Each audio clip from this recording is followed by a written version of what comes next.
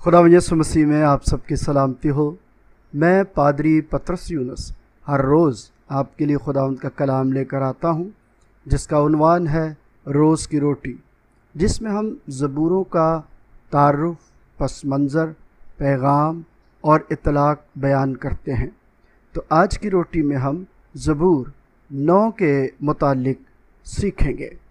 زبور 9 کی مرکزی آیت: اور تیرے نام کے جاننے والے تجھ پر توکل کریں گے، کیونکہ اے خداوند تو اپنے طالبوں کو نہیں چھوڑتا۔ جب ہم زبور 9 کے تعارف کی بات کرتے ہیں تو زبور 9 خدا کے انصاف، رحم اور طاقت پر ایمان کا اظہار ہے۔ یہ زبور داؤد کی طرف سے لکھا گیا ہے، جس میں وہ خدا کی تعریف اور شکر گزاری کرتا ہے کہ وہ اپنے لوگوں کا محافظ اور ان کی پناہ گاہ ہے۔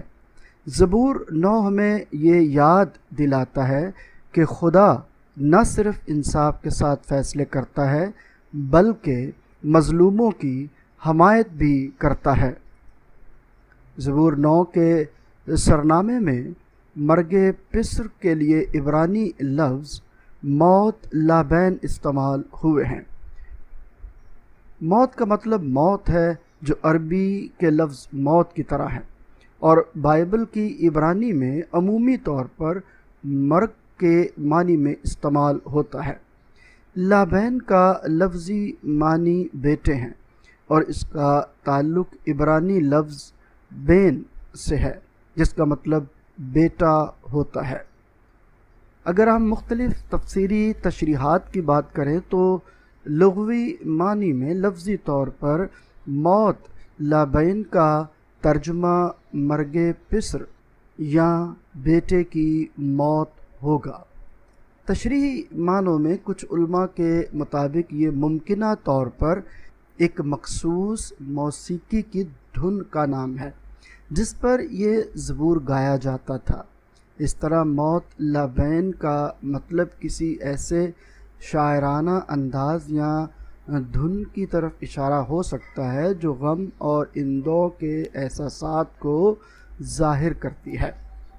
علامتی مفہوم کی بات کریں تو بعض مفسرین نے اسے ایک علامتی یا استعاراتی اظہار سمجھا ہے، جس سے ممکنہ طور پر دشمن کی شکست یا برائی کے خاتمے کا تصور پیدا ہوتا ہے۔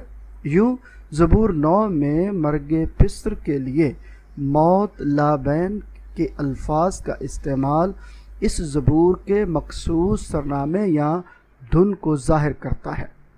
اگر ہم پس منظر کی بات کریں تو زبور 9 کا تعلق ممکنہ طور پر اس وقت سے ہے جب اسرائیل کو دشمنوں کا سامنا تھا اور وہ خطرے میں تھے۔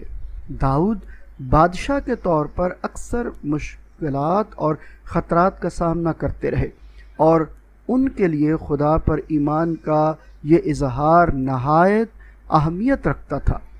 اس زبور میں خدا کی مدد کو بیان کیا گیا ہے، جو اس کے وفادار لوگوں کے لیے ایک حوصلہ اور طاقت کا ذریعہ بنتی ہے۔ زبور 9 کا بنیادی پیغام یہ ہے کہ خدا اپنے لوگوں کا محافظ اور منصف ہے۔ یہ زبور ہمیں یقین دلاتا ہے کہ جب ہم مشکلات میں ہوں تو ہمیں خدا پر توکل رکھنا چاہیے، کیونکہ وہ اپنے وفادار لوگوں کو کبھی نہیں چھوڑتا۔ آیت 10 میں اس بات کا خاص طور پر ذکر کیا گیا ہے کہ خدا اپنے طالبوں کا کبھی ساتھ نہیں چھوڑتا۔ اس زبور کے ذریعے داؤد ہمیں سکھاتے ہیں کہ مشکلات کے باوجود خدا کے انصاف اور رحم پر ایمان رکھیں۔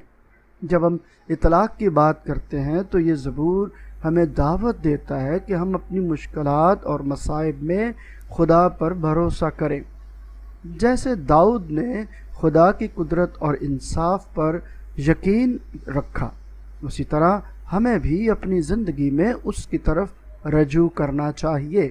زبور 9 ہمیں یاد دلاتا ہے کہ خدا کی تعریف اور شکر گزاری کرنا ہماری زندگی کا حصہ ہونا چاہیے۔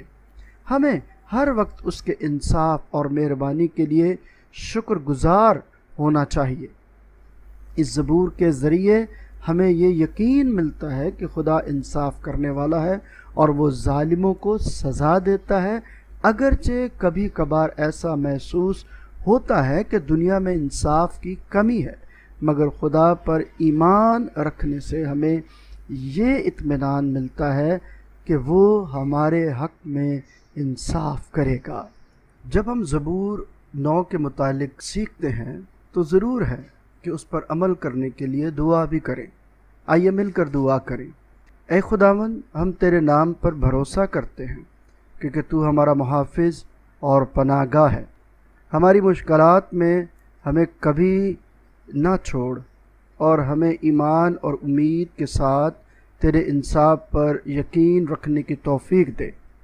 ہم تجھ سے دعا کرتے ہیں کہ تو ہمیں اپنی راہ دکھا اور ہمارے دلوں کو اپنی محبت اور شکر گزاری سے بھر دے۔ آمین۔